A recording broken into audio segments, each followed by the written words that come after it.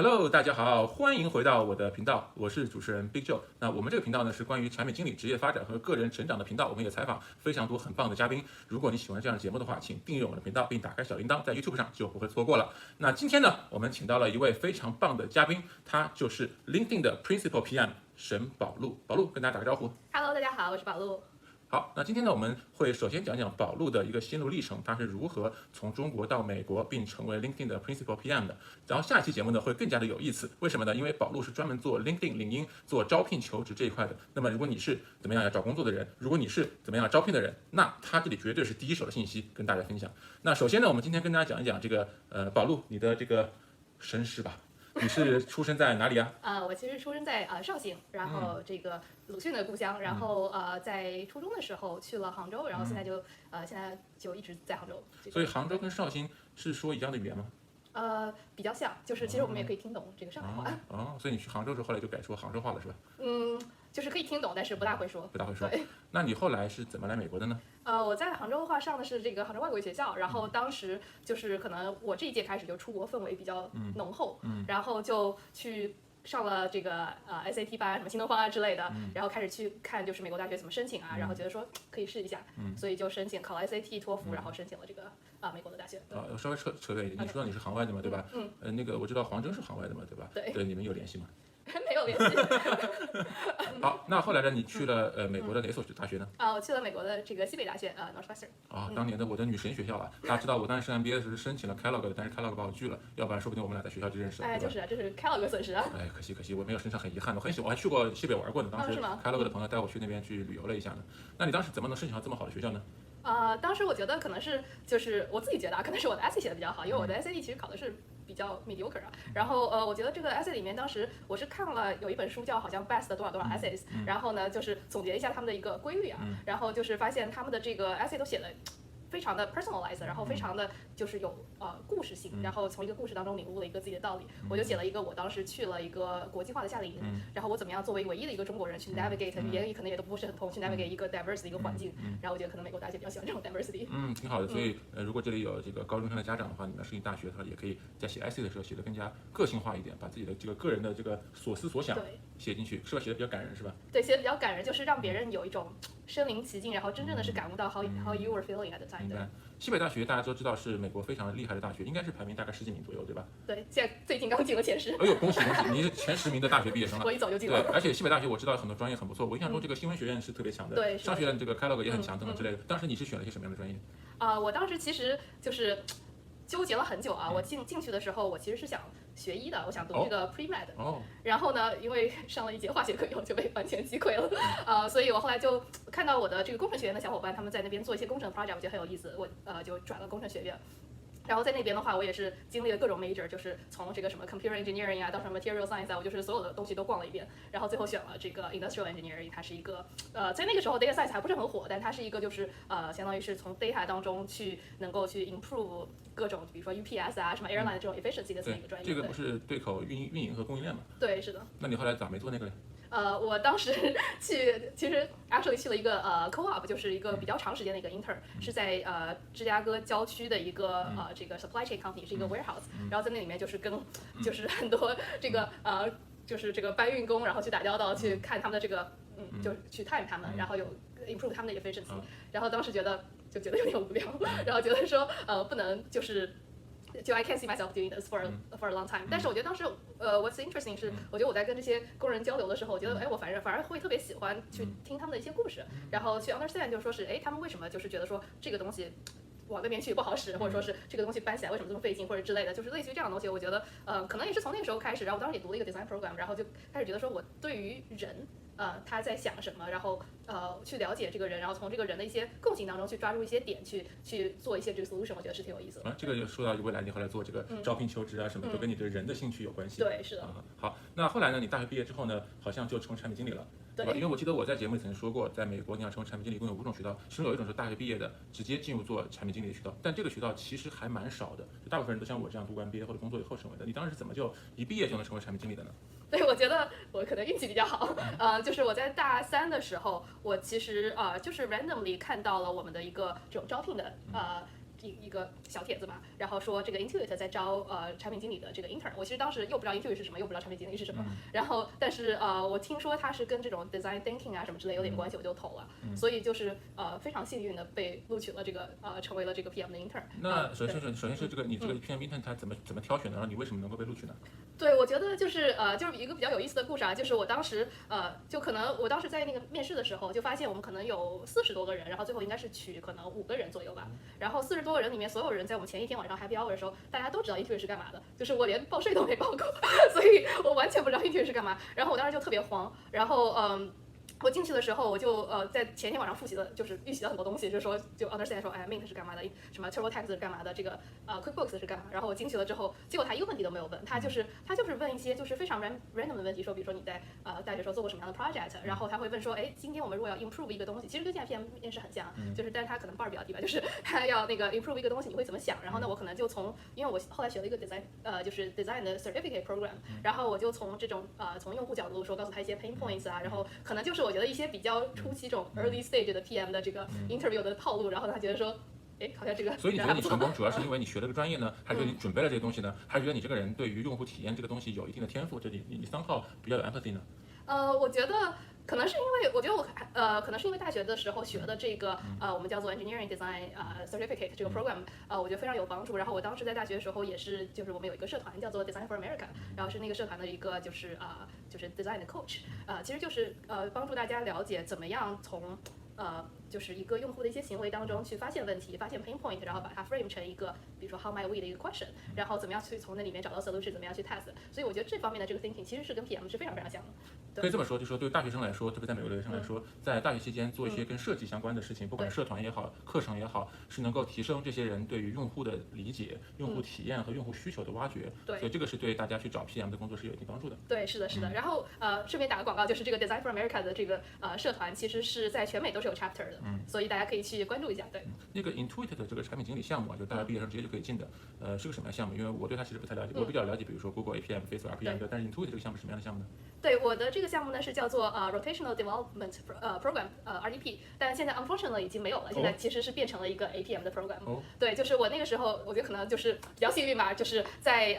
他当时是应该是办了10年了，然后非常成功。是你进去之后，你是可以 instead of 就是 APM， 你是做可能是 PM 的 rotation，它是什么design 啊，这个 data science 啊，就是在不同角色里面，你什么都可以做。但是因为我当时就觉得说我还挺喜欢 PM，所以我就做了2个 PM 的 rotation。但是现在还是可以做 PM rotation，只能在 PM 里面做。现在就只能在 PM 里面做。其实我觉得这没什么不好，我觉得你绕来绕去，还不如把自己的就是最想做的事情慢慢来积累经验呢。是的，是的，是的。所以你看你年龄轻轻，但实际上是一毕业就成为了 PM，所以你其实工作了好多年的 PM 了已经。对，我现在是职场老人了。老人，那所以因为很多人是像我这样工作了一段时间之后才切入到 PM 的一个新人，而你呢是一毕业就成为 PM 了，所以呢，说实话呢，这实际上是一个非常好的一个起点。那下一步呢，你从这家公司后来我知道跳了2家公司，那说说看你换工作的体验吗？对，我当时因为我在 Intuit 其实是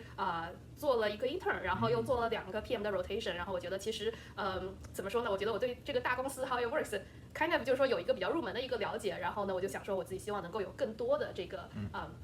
就是 ownership，所以当时就看到，就是我当时还就是看到了这个Wealthfront 的一个 CEO，他其实每年都会出一个叫做 Silicon Valley Career Starter Guide。对，然后这个 guide 里面就会，他的这个 advice 就是说是我建议你不要去那种特别大的公司，然后呢也不要去一个 random startup， 但是去一个叫做 mid-sized 的 private company。是这样的，就是他会建议你说，你如果去一个特别大的公司，对吧？你的 scope 可能会非常非常小，你可能能学到很多东西，但是你没有办法去施展自己的才华，看到一些很大的一个 impact。但同时呢，如果说你去了一个 random startup， 就他建议你千万不要去 random startup， 因为 most startups fail。然后呢，你虽然可以 learn 很多东西，但是你不是一个 systematic 的一个 learning， 并且你可能就是你在那边的这个 impact， 它的这个 finance 可能不足以支撑你撑到它 make impact 的这个时候，所以呢，就是他会建议你说你去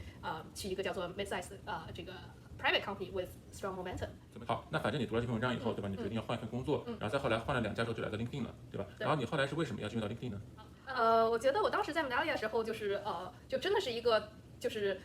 当时应该是一个300人的一个公司，但是呢，它可能 R&D 团队就是 PM 加 Eng 加这个 designer， 可能50个人都不到，就是非常其他人都是 sales， 因为是一个 SaaS company 嘛。然后就是做事情非常的快，然后非常的就是有很大的这个 ownership。但是呢，就是我觉得我当时已经经历了就是它一个高速发展的时期，就是它从可能300人的这个公司，在我在的这2年时间里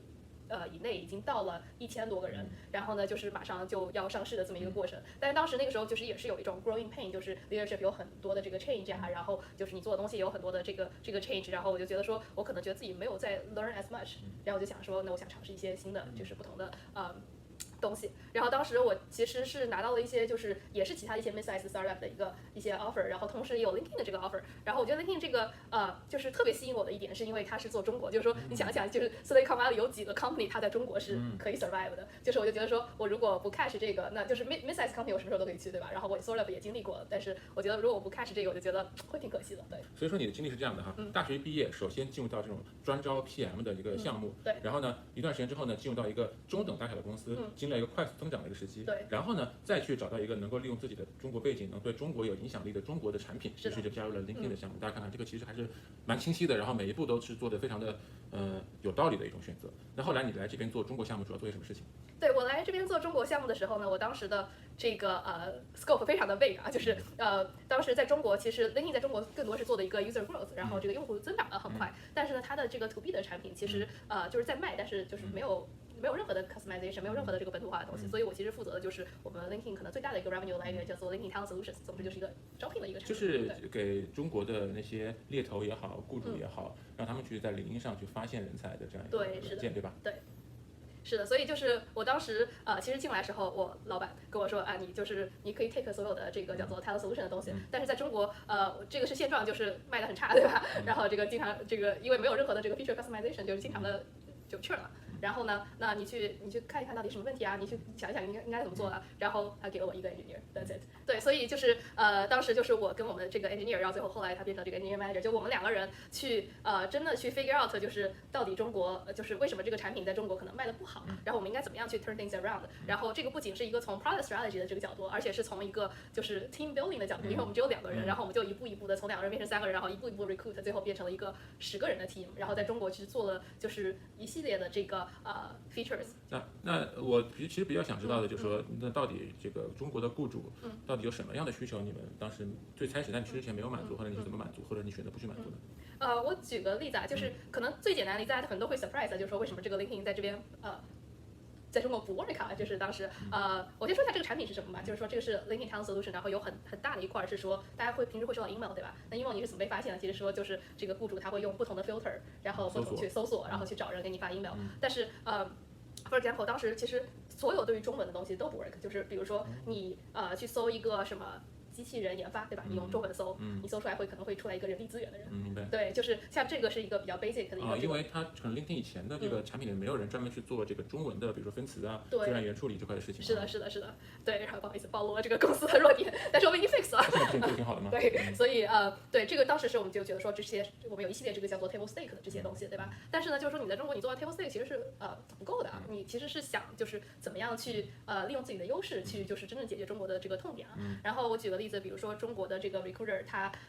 为什么要还是就是买 LinkedIn 呢？是因为他很多时候他想找一些海外的人才，对吧？那他今天怎么在搜？他是用我们一个 last name 的 filter， 把这个百家姓的拼音全部打进去，然后非常非常的复杂。但是我们其实观察到了这一点，我们就说，哎，那这个其实是 LinkedIn 的优势啊。我们其实可以根据很多东西来推断出这个人到底是不是一个中国人，对吧？那我们其实就做了一个叫做说有这个海外背景的这个中国人，就是叫做 overseas candidate 这么一个 filter， 然后他只要点一下就可以去找到像你我这样的人。这样子啊，我还真不知道。所以说，其实这些人有猎头找到我们的，是因为他有一个 filter 可以看这个人是不是中国人，对吧？但是问题是 LinkedIn 上并没有人的国籍啊，你怎么知道这个人？对，我们会用就是不同的这个 signals， 比如说他之前和现在就是说有没有在这个中国有一些这个经历，对吧？然后呢，我们会去看他的一些这个 network， 就是他的 connections， 然后去推断出来这个人是不是 likely to be 一个中国人。明白。你这个事儿跟我当年找工作的时候的一个事情做得很像。就当时我在找工作的时候，我在判断一家公司是不是 sponsor H1B 的时候，我怎么干的呢？我就看一家公司招的人的员工，然后看这个员工什么背景。这个人如果是印度人，他本科是在 IIT 念的，然后他的很多人都是印度人，那很可能这个人是个 H1B holder， 这公司可能会 sponsor H1B。这种事我以前人力做过课是你知道吗？对，非常的 smart。对，其实我们也可以用这个 signal 来判断一下这个公司是不是 sponsor。对，挺好的啊。好，那你在领英呢，一开始呢就是做这个talent solution， 然后呢你的职业应该就不断的发展了，对吧？你后来就升到了 principal PM。再首先介绍一下 principal PM 在 LinkedIn 是个什么样的职位，然后如何你年纪轻轻就能够升到这么高的一个职位呢？对 Principal PM 呢，在 LinkedIn 应该是可能是负责的 scope 非常非常大的这么一个，就是我举个例子吧，比如说 APM， 我们的这个可能第一个 level 叫做 APM Associate PM， 那它负责可能是一个比较小的一个 scope， 一个 well defined feature， 然后接下来是 PM， 然后是 Senior PM， Senior PM 可能负责一个比较就是更大一点的一块。那 Principal PM 的话，它是会负责可能整个的这个 product strategy， 然后它会负责就是更多的不仅是从这个产品的这个层面，它可能还会从一些这个 org 的一些层面，它会去 mentor 更多的一些就是 junior 的这个 PM， 然后去 inform 一些比如说整个的 overall 的一些就是可能更大的一块这种 strategy。那你是为什么能够被升到这个职位？说说看。我觉得可能我的这个职业的成长经历是一个就是不断的扩充 scope 的这个过程，先是从这个enterprise side 的，然后呢就是对这个招聘有这个了解，然后后来就慢慢的扩充到了就是这个member side， 就是我们叫做这个 job seeker side， 就是找工作的人。对，找工作的人，那他是其实我现在这个负责是一个整个的 talent marketplace， 就是求职方和招聘方其实都会去负责。然后呢，我觉得这里面我有几个 learnings 想跟大家分享一下，就是我觉得我的这个过程可能最大的一个 learning 就是说是你要主动去 seek opportunities， 而不是等着机会过来。就是我觉得我在可能刚开始就是职场的时候，就是会遇到一些就是我现在 look back 的话，我觉得我当时其实做的不够好的一点，就是说我可能是一个心态是说我等着被 assign task， 但其实 PM 你应该一个非常的主动，然后非常去 seek opportunity 这么一个情况，你不要去等着别人给你去 assign work， 然后你就是需要就是 think really hard， 然后那我觉得在这个过程当中呢，其实像我做的一点就是说，我们当时其实在做 enterprise 的时候遇到了一个也不是说问题吧，但是说是一个整个 China 一个 strategy change， 就是说我们还是希望能够更多的去 focus on 一些这个用户就是 member side 的一些东西。那我们这个 team 怎么办呢？其实当时我们有10个人了已经，然后大家可能就是很迷茫，不知道怎么办，然后等着被 assign work， 但其实不是这样。当时我其实是因为从 enterprise 的这个经历里面，我看到了一些，其实很多这个 recruiter 需要的东西，可能需要 job seeker 来配合，或者说其实他 recruiter 是在解决一个 job seeker 的一些 pain point。那我觉得我发现了一个就是一个可能一个更大的一个问题，然后我就去主动去 propose， 就是说是我觉得我们应该去把这个做成一个 ecosystem， 然后来做成一个 talent marketplace， 然后从就是 bottom up 去 propose， 然后那我们当时的这个 China president 他其实就是通过一些 rounds of 这个communication 之后，他也非常的 buy in， 然后就是觉得说这个应该是 become big part of China strategy， 所以呢就让我们继续去做这个，然后并且扩充了自己的 scope， 然后同时我们的人数也从10个慢慢的 grow 成了20多个人的一个 team。所以你开始一个产品经理，一个工程师，到后来变成了一个产品经理，20多个工程师的一个团队，做的是整个中国的。同时是招聘也是求职的所有的内容，所以我觉得这就是大家可以看到一个产品经理成长的一个过程。随着他的这个主动性，所以他的这个范围越来越大，那他在公司里也会不断获得提升。对，是的，是的。我稍微扯远一点哈，因为我知道那个 LinkedIn 是有 Principal PM 和 Group PM 的，这俩有什么关系啊？对 ，Principal PM 的话是我们所谓的这个 IC， 就是 Individual Contributor 的这个 track， 然后 Group PM 的话是这个 Management 的这个 track， 这两个是就是平级的，但是不同的方向。最近有一个很火的一个在 LinkedIn 上的一个活动，叫做职场人时间捐赠，这个事儿是你干的吗？是的。很火呀！我看到我的这个 LinkedIn 的圈子上好多人在做这个，能说说看这个活动的前世今生吗？这个职场人时间捐赠计划呢，是我们在这个疫情期间推出的一个活动。然后当时这个活动的起源是因为就是在疫情期间，大家都特别希望为国内就是做一些事情，但是可能就是有一种就是有力使不出的这个感觉。然后同时呢，又觉得说捐钱捐物资可能还不够，我们还是觉得说希望能够动用起这个 LinkedIn 这个平台的力量，可以做点什么。然后当时其实是我们看到了很多这个国内的报道说。这个招聘会也 cancel 了，然后就是什么大学生就业非常的困难，然后我们就可能就灵光一现了，觉得说，这个领英平台上其实已经有很多这种职场人了，那他们其实是可以去帮助大学生，不仅是就是这个 mentorship 啊，或者说是这个就业指导啊，然后还是就说是去做一些这个 referrals， 我们可以把他们去对接起来，所以就产生了这么一个职场人时间捐赠计划的这么一个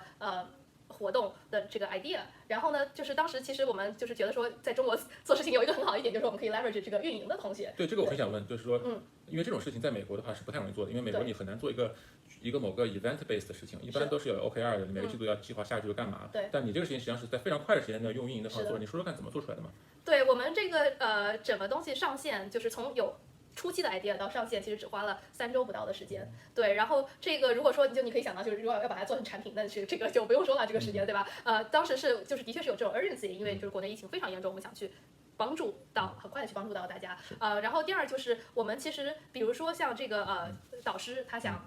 sign up 对吧？然后呢，那他可能要经过一些这个审核，你把它 build 成一个可能一个产品化的东西，那你其实 instead 就把它 build 成一个产品化的东西，你其实可以去就是 leverage 我们这个运营的同学去做一些人工的审核，对吧？然后这个导师的整个的，比如说上线啊，然后或者是就是之后就是我们有一些导师的这个奖励啊，这些结算啊什么之类的，其实我们把整个流程都是用一个人工的一个手段去把它做出来。然后呢，同时的话就是说我们也没有去 build 一些这个，比如说native 的一些产品，然后我们就直接是相当于做了一个 mobile web，然后去。让大家就在任何一个平台上面都可以直接的去看到这种这个活动，然后去 engage with 这个活动。明白。所以你们实际上做第一做了一个 mobile web，对。第二呢，我看你们做了一些 hashtag，对。然后呢，再通过人工运营的方式，就是相当于你们有在中国有同事，然后去跟这些捐赠的人联系，不管是帮助他们做这个内容也好，帮助他们做结算也好，等等之类的，都是采取这样的一个方式。对。这也许是一个，我不知道这算不算中国特色，在美国这样事情能做起来吗？我估计蛮困难的。我觉得还蛮中国特色的，对，就是美国可能就我们美国都没有所谓叫做运营的这么一个 team。是的。从这个角度，其实我正好是可以回答我下一个问题了，就是你作为一个在美国工作的中国产品经理，做中国产品的产品经理，什么样的体验？对，我觉得在美国做中国的产品其实是一件非常非常 challenging 的事情，就是它其实是比在中国从0到1去做一个产品要 challenging 多了。因为首先你是在一艘大船上面改产品，就是它是一个 LinkedIn 是一个 existing 非常 well established 一个产品，然后呢你在这边要做一些这个改动，其实是你会花费可能更多的这个时间，对吧？然后第二呢就是因为 LinkedIn 它作为一个 global 的一个平台，它还是要有一个就是做到一些怎么说这种 global 的这个 standard， 比如说我们可能做很多产品在中国就。如果是一个中国公司做，可能就先隐瞒上线了，对吧？然后呢，在美国做呢，我们需要过这个 legal security 这个 review，所以还是要 follow 一定的这个 process。那我觉得就是可能第三点呢，就是说是怎么说呢？就是你要做更多这个 communication 的一个工作，因为在中国的话，你可能在中国做一个产品，你可能马上就是你一下子大家都 get 说为什么你要做这个产品，这个 idea 就是拍脑袋这种，对吧？一下就出来了。那在美国的话，因为整个就是还是。要 follow 很大的这个产品的这个逻辑，然后你需要去就是你在美国的这个中国 team 肯定是不是特别大的一个 team 嘛，就是说你需要去 get 其他 team 的一些 buy in， 然后让他们去帮你做一些事情，对吧？很多情况下，所以又有一种这个上有老下有小的这种感觉，就是说你要一方面面对中国市场一个特别惨烈的一个竞争，然后另外一方面你要去告诉这个比如说。其他 team 的 leader 说为什么你要来 support 这个东西，那可能他们一下子不能 get 说为什么你中国人这样用的，那你就要用很生动的这个东西去跟他们 communicate， 让他们去真正的就是体会到有中国 user 这种 empathy。那这里面我觉得有一个 tips 就一般这种时候，我觉得就是讲故事非常有用，就像我前面说了，就是我当时做这个 overseas candidate 这个 filter 的时候，我就是把这个 recruiter 他在中国怎么样用这个 last name 的这个 filter， 把这个百家姓贴进去，然后放在他们面前，然后他说哇，他一下就 get 了，就说为什么你要 support 我做这个 feature。对，然后那另外一点就是说，如果有机会的话，其实可以带他们去中国 visit 一下。对，然后他们去看了，我当时带他们去看了很多这个中国的LinkedIn 的竞争对手，也有就中国特别厉害的这些互联网公司，那他们就是一下就被中国的这种速度给震慑到了，然后回来以后他们甚至 take 很多 learning， 说global 的 team 就是你们应该怎么做。对。你当时因为你是个算是跨境的这么那个产品嘛，对吧？你得经常回中国吗？对，是的。你多频繁那个时候？我可能一个 quarter 可能会回去一两次吧，对。每次待多久呢？每次应该1周到2周左右。对。所以一个 quarter 一共就12周嘛，就相当于是你有1/6时间在中国，差不多。对。那首先就是说，像 LinkedIn 这样的公司，它有中国的这么一个专门的组，是因为中国市场大的原因，对吧？它应该没有比其他国家或者说这种专门对一个国家的设置的产品经理比较少吧？对，是的，就是说，我觉得 LinkedIn 比较特殊是因为就是 LinkedIn 它整个的 mission 是说我要去就是 create economic opportunities for every part of the world， 然后呢，它要能够就是连接世界这种感觉。那中国作为世界上这么大的一个经济体，你就是 without China， 它是没有办法去 achieve 这个 mission。所以说，这就是为什么其实 LinkedIn 对中国是一个一如既往的非常重视的这么一个。就是那除了 challenge 以外呢，我觉得其实在美国的公司去做 China 的产品，其实还是特别有意思就首先 challenge 本身就很有意思，对吧？因为你肯定是想做一件 challenge 的事情，对，也有非常好的地方。那这个好的地方好在什么地方呢？就是说，我觉得还是就是非常的中西合璧就是说你可以结合中国的一些很有意思的 learning， 然后你可以结合这个美国特别有意思的一些 learning， 就是比如说有些东西在 global 可能 work 啦，或者说是你有这种 global 这种什么 A/B testing 这个 platform 你可以 leverage然后你可以又做到灵光一现的拍脑袋，又结合这个数据的这个驱动，然后我觉得就是一个特别有意思，可以 develop 一套特别有意思的这个 methodology。就你觉得两个都是可以的，对吧？最差的是两个都不行，就又不容许拍脑袋，又不容许你用数据，两个一冲突起来就完蛋。其实你们公司做的还不错，就是两套方法都可以用。是的 ，exactly。然后那同时的话，我觉得另外一点就是说是你作为一个 PM， 你会有特别大的一个 scope， 而你是非常自由的。整个国家嘛那么大。对，是的。然后我举个例子，比如说我现在在做的事情，对吧？那可能就是现在只有我跟我们另外一个 PM， 我们两人在就是做这些事情。那我其实在这个global 的话，他这个团队就是做整个招聘求职这个团队，大概有可能30多个 PM 吧。所以这个就是你想象一下，这个 scope 和这个 ownership 其实是我觉得是非常有意思的。对，那这个就牵扯到我下一个问题了，就是像你们再比如像 Airbnb，我知道专门有这个聚焦于中国的团队，再比如说 Uber 曾经也有过聚焦中国团队，那如果有在美国工作的这些中国人的话，你会建议他们去这样的团队工作吗？我觉得我是非常推荐啊，因为其实这件事情本身就是一个巨大的这个 challenge，就像我刚才提到的一样。然后我觉得作为 PM，我们都喜欢特别 challenging 的这个事情。这 challenge in terms of 就是说你对比中国，在中国做中国产品也很 challenging，你对比美国，可能一个 PM 他 focus 可能更多是一个比较小的一个比较 focus 的一个 scope， 它其实也是一个很大的这个 challenge。所以我觉得从 challenge 这点来说，我非常的推荐。然后第二点是，就是我觉得可能是 based on 一些 historical data， 当然这是比较 anecdotal 啊，就是我看到的，就是可能曾经比如说在 Uber 做过 Uber China 的这些同学，然后最后比如说去了摩拜啊或者 ofo 啊，然后后来又自己出来创业啊，然后去了一些别的公司，其实都是很成功的这么一个就是火箭式的一个发展。所以我觉得就是说明这个些经历还是非常锻炼人的，所以还是很推荐。但你说这种情况更多是说在美国公司做中国产品，后来又进入到中国公司，对吧？所以说如果这个人是想长期回中国去投入到中国的互联网行业的洪流中的话，是不错的。对，如果说这个人他不打算这样子的，他就打算在美国定居的话，会不会有一种 concern 说，如果老做中国产品，我的职业发展就越来越窄，因为我就没有办法去体现我做全球产品的能力呢？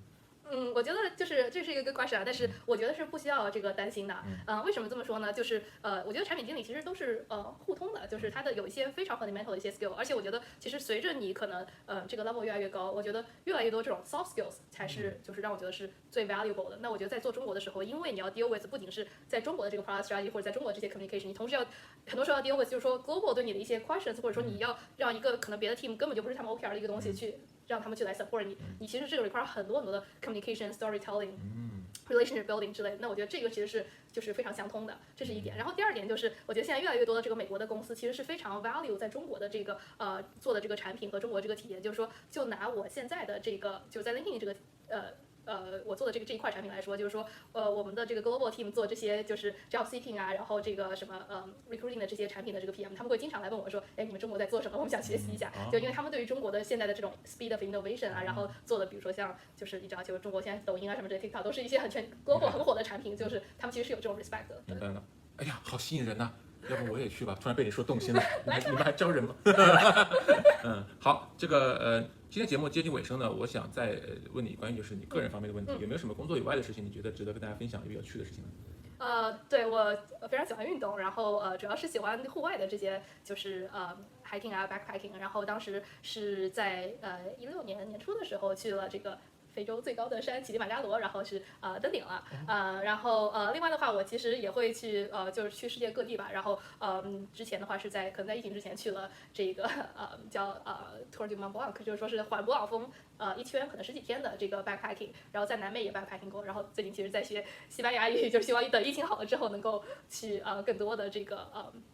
不同的这个地方，然后 Spanish speaking 的这些。这玩意儿是不是非常的那种硬核？就爬那个乞力马扎罗，是不是要什么带氧气罐啊什么的？带这非常厚的衣服那种，带着帐子那种。其实是不需要，就是它乞力马扎罗它是有规定，就是说你一定就是你登山一定得有这个 guide，然后要有这个所谓叫做 porters， 就是说它可以帮你背一些东西。所以其实你自己背的东西会比较少，但是因为它这个海拔非常高，就是即使你背的很少的时候，也会觉得说，哎呀这个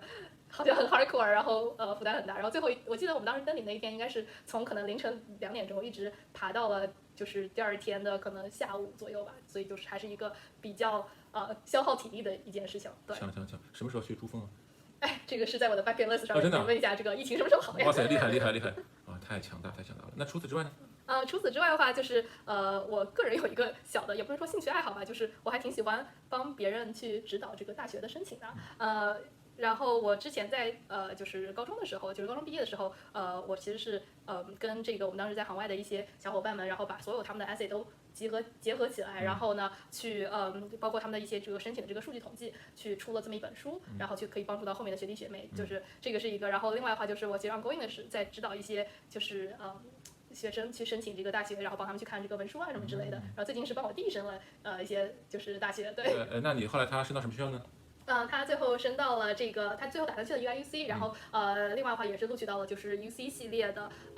这个 UCSD 啊，然后 UC Santa Barbara、Irvine 等等这些。明白了，就抛弃了加州阳光去玉米地了。是的。好，那我们今天节目就到这个地方呢。我们今天非常有幸的采访了这个宝路，是这个 LinkedIn 领英的资深产品经理 （Principal Product Manager），那么讲了他的人生历程，特别是他如何在领英管理这个中国的产品，然后一路怎么样扩大自己的这个职业的这样的一个范围。然后你也讲了为什么作为一个中国人在美国公司做中国产品是一个非常棒的一个体验，对，还讲了他怎么样爬上了非洲第一高峰乞力马扎罗的这样的一个体验。好，下期节目呢，大家千万不要错过。我刚才也预告过，因为这个宝路它是专门做招聘求职的，所以关于怎么招聘、怎么求职，在这个上它有大量的洞察、大量的 insight 跟大家分享。所以下期节目就专门来讲这个事情，好，如果你喜欢这个节目的话，请我们按赞并分享。感谢大家在这个哔哩哔哩上给我们的素质3连。那我们下次节目再见，拜拜，拜拜。